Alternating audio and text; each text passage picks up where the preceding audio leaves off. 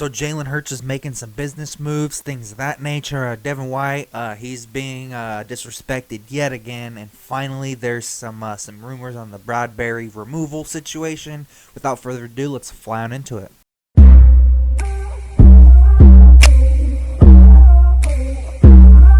So first and foremost, Jalen Hurts he files for a trademark. Um, Give me 1 second so I can pull it up. So he trademarked BU, that's always enough. And then he now owns a total of 5. The other 4 are Hurts, So Good, Breed of One, Purpose Before Opinion, and I had a purpose before anyone had an opinion. Which, in my opinion, I mean, is obviously, in my opinion, some of his coolest quotes, things of that nature. So that's money moves, that's stuff to put on t-shirts. I'd buy a shirt. You know what I'm saying? Obviously, I haven't seen it in Walmart or however. I don't like buying crap online unless I ultimately have to.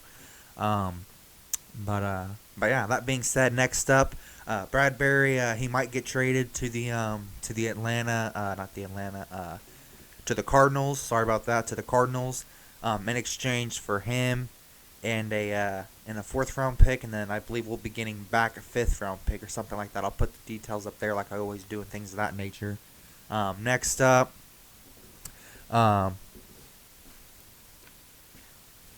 Josh Sweat and Tanner McKee both changed their numbers. Josh Sweat, he changed his to number 19, and Tanner McKee changed his to 16. Tanner McKee, I mean, I don't think really much of it, so obviously since as a backup quarterback, we have Kenny Pickett as a backup quarterback. Obviously like him more than Tanner McKee. Because I'm not going to, I haven't really seen a lot of Tanner McKee, but what I've seen, I mean, about the same sample of each person and whatnot, and I like what I've seen from Kenny Pickett more. I mean, again, I don't really have too much high expectations for them, but yeah, in terms of Josh Sweat, I don't know if I'm rocking with that. I'm not gonna lie, I don't like how that feels. It doesn't sit right. I don't know, and it could just be me or however, but yeah. Next thing up, C.J. Gardner-Johnson. He's listed as a possible bounce back candidate and things of that nature. Obviously think he's going to have a really good year for us, Vic Fangio, things of that nature. And obviously he's joining a very talented secondary, which last year was pretty much depleted. Which, again, in a 1-year span, at face value, I'm not saying, like, oh, we have the greatest secondary of all time. I'm not saying these guys are the greatest cornerbacks to ever live. But I'm saying, on paper, and I know the game is playing on paper, I'm just saying I'm excited. I love my Eagles. And, I mean, that's what's on my mind, so I'm sharing it with you guys, things of that nature. But yeah, in my opinion, and in terms of 1-year spin, like I said in the last couple of videos, I mean, in a 1-year spin, you can ask more from a GM to do to fix a certain area, however, secondary, linebacker core, D-line, or however, obviously, in terms of secondary, in terms of that case. But next up, Devin White, he's being disrespected yet again, as if he doesn't already have enough flame, flame for motivation, or however. He's apparently, one of the most overrated linebackers in the league. Obviously, anyone who's actually watched football, and seen the 2020 Super Bowl when the Bucs won, could tell you, he was a big factor. However, in the Super Bowl, I don't care who you are. If you're a big factor in the Super Bowl, you're not overrated. If somebody says, you're pretty freaking good. You know what I'm saying? If you're making plays, if you're stopping, people, skilled people, not just, the average NFL player, not just the average, the best team on the other side of, what I'm saying? Sorry, I'm bad at explaining stuff for everybody. I love my Eagles, things of that nature. But yeah, next thing is that Pickett supports compliments the supporting cast or whatever. He says that I couldn't ask for a better group to be around, things of that nature. Jalen Hurts is a special player, yada, yada, yada. Obviously, just being a good little backup, things of that nature. And according to multiple reports, which is on to the next thing, Isaiah Rodgers is apparently already paying off in OTAs. I think that's really freaking good for the Eagles. I know it's just OTAs. I know it's no pass, so I'm not taking too much out of it. Again, I'm not saying he's the greatest of all time or whatever. You know what I'm saying? I'm just saying, all this is going well or however. I mean, because, I've seen some people's OTAs, you know what I'm saying? And I don't know, you know what I'm saying? So the fact that everything's looking at least good in practice, you know what I'm saying? It should translate to the field. Now, I know it doesn't always. I'm not an expert like that, but it just gets me excited as a fan and things of that nature and, future official analysis or however. But yeah, next up, probably the final thing we're going to talk about is our biggest needs. I'd say as of right now, our biggest need is linebacker. No disrespect to Zach Bond or however, but I have faith in Devin White. He's something to have hope in. You know what I'm saying? But Zach Bond and Fangio's system, however, he could be something special. Maybe the Saints didn't use him right, or however, he's only 27. Maybe just wasn't used right. It's not like he's 35 and he might be Ray Lewis. No, I'm not saying anything. I'm not even saying anything like that. All I'm saying is he might be a Pro Bowler. Fangio, like I said in previous videos, his defense has been top 10. You know what I'm saying? Yeah, sure, he's a hard-nosed coach. A lot of people are crybabies. They don't want to work hard and all. They don't want to tackle. And they want to be divas and all that and be basketball players. But then, put on the patch and try to look cool in the football field and then blame the coach. That's what Dolphins did. Yeah, we're good, but misused us. But I mean, y'all were top 10. So if you're all top 10, y'all ain't being misused. I'm sorry to tell you.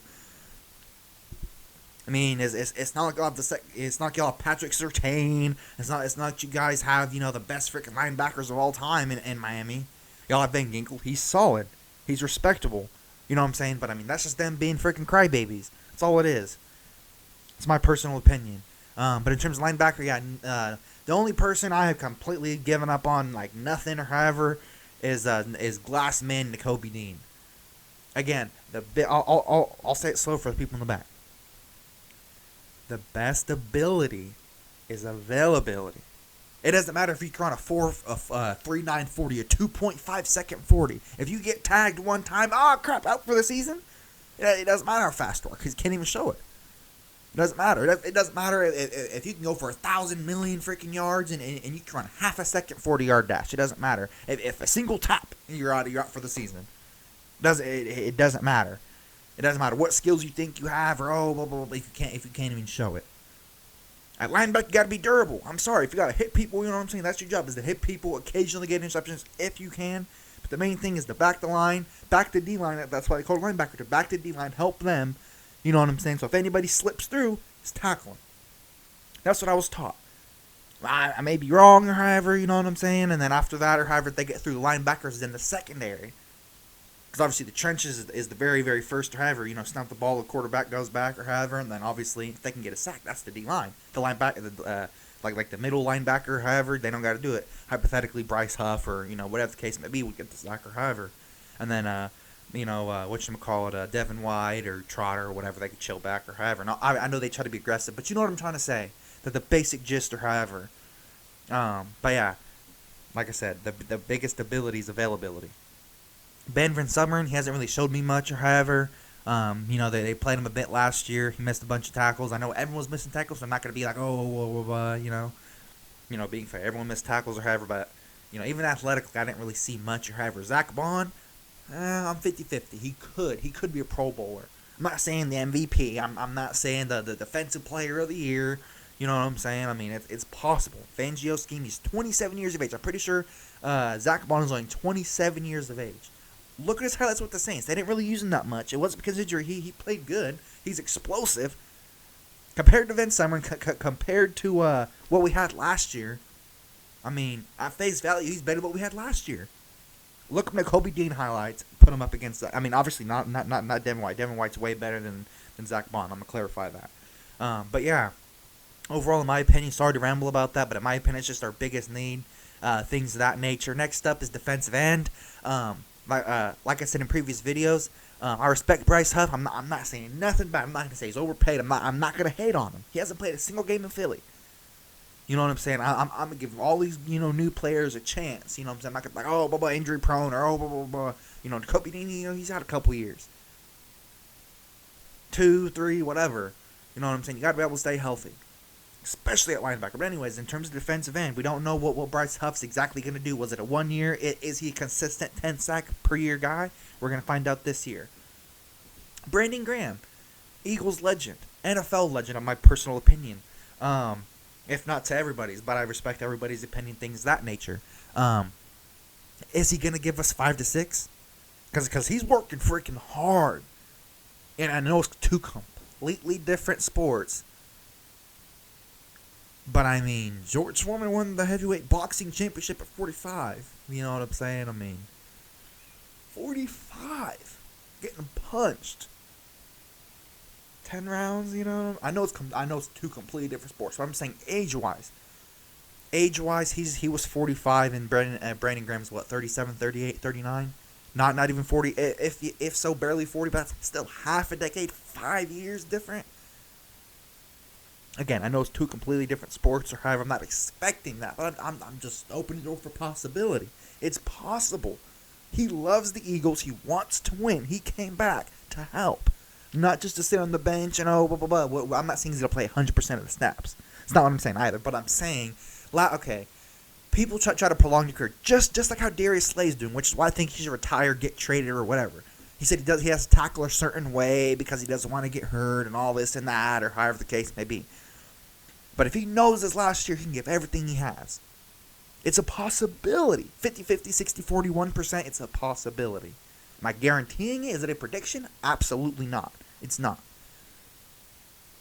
And then obviously, whatchamacallit, we don't know what Josh Sweat's going to do.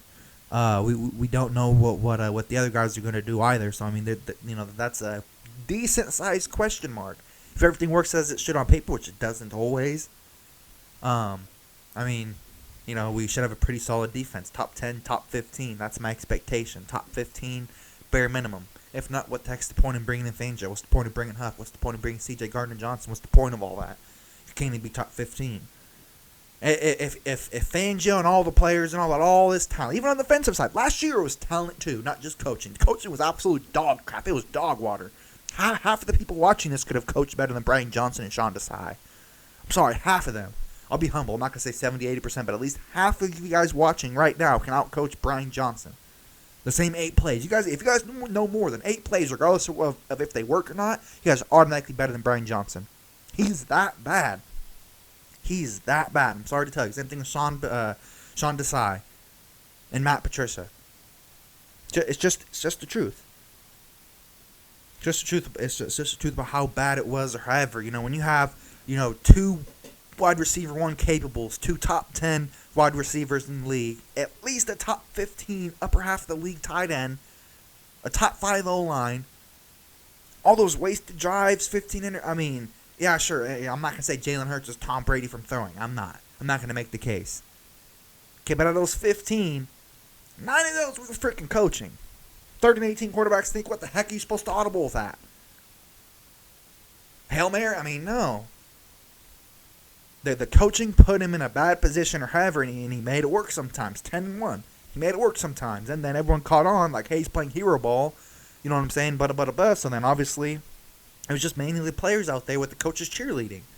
But with Fangio and Kellen Moore, hopefully that can all change and whatnot. Sorry for Emily Gahan. I'm sorry.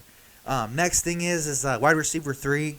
Obviously, Devontae Parker retired. Obviously we have a wide receiver 1 and 2. That's, obviously without question. And I have full faith that they can make it through the season, but you never know. I'd rather be safe than sorry, or however the case may be, 7 times, twice on Sundays. But yeah, I mean, I'd like to see, who's all going to be post June 1st cut, and again, same thing with a running back too. I have some small news about that later, however, to close out the video, But yeah, overall, I think that would be our 3rd biggest need. And then lastly, I think would be tight end. Obviously, we have C.J. Osma and Dallas Goedert. In terms of backup, it's solid, respectable. Travis Kelce, he's 34, 35. Obviously, still, top 5, top 10 tight end, or however, arguably, or however. I know he's greatest of all time, but Father Time is undefeated. But in terms of you never know, or however, if C.J. Osma doesn't pan out, might need, you know what I'm saying? Something like, never know sort of situation. Lastly, to close out the video, again, sorry for rambling and things of that nature. Again, I just get really passionate and then I forget. I'm like, oh crap, so that's why I have my paper, however, so I don't ramble for too long, like an hour and a half or however. But yeah, last year, very freaking aggravating as an Eagles fan. I stuck by. I'm not switching teams. I love my Eagles. You know what I'm saying? It was very freaking hard to watch. I believe anyone can agree. To close out the video, there's been multiple reports of a reunion between Philadelphia and Miles Sanders. Went to Carolina, had a pretty bad season, things of that nature, to where he got benched, and now is like the 2nd or 3rd or however, because they drafted that guy in the 2nd round. So, he may be a post-June 1st cut. He might be traded. And as a number 2 running back, and having Shipley, because obviously he's a rookie, he hasn't played. We can say he looks nicer, but that's college. The college doesn't have, Tom. Well, the NFL doesn't have it either. But I was gonna say Tom Brady. Whatchamacallit, the college doesn't have Jalen Hurts, Patrick Mahomes, Lamar Jackson. As of right now, if you look at the college rosters, Lamar Jackson, he's on the Ravens. Jalen Hurts, he's on the Eagles. Patrick Mahomes, he's on the Chiefs. So I mean, there's that many good premier quarterbacks in the draft. In college, there's maybe out of the 30, 40 teams or however. There's 32 teams in the NFL. I'm sorry, I'm just rough last couple days. I'm sorry, guys, but in the NFL there's 32 teams, and pretty much, whatchamacallit, all NFL guys are obviously NFL ready. You take the worst possible quarterback rating for a starting quarterback. You know what I'm saying? Not Dak or however, just because he chokes in the regular season or the playoffs or however. But essentially, if you were to take the worst NFL player and you put him back in college, I mean, he'll look freaking great. I mean, heck, put Zach Wilson. Put Zach Wilson back in college. I guarantee you. Oh, well, maybe it was just a couple bad years in the NFL, or those picks weren't on him, or whatever. I guarantee it. He looked like the same guy that they drafted from college. Pretty freaking good. He looked freaking good in college. Jamarcus Russell, biggest NFL draft bust of all time. You put him back in college in his prime, or however the case may be. You ain't gonna call him a bust then. Difference of competition. But yeah. Thank you guys so much for watching, listening to me ramble. I'm just very passionate about the game. I just love my Eagles. I love football.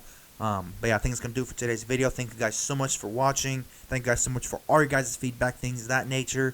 Comment down below who you'd like to see in the linebacker position, who you'd like to see in the defensive end, wide receiver 3, tight end, things of that nature. Just comment down in general, anything you guys like. Obviously, please keep respect for things of that nature. But like I said, thank you guys so much for watching. Really do appreciate it. You guys have a great night. Philly out. Peace.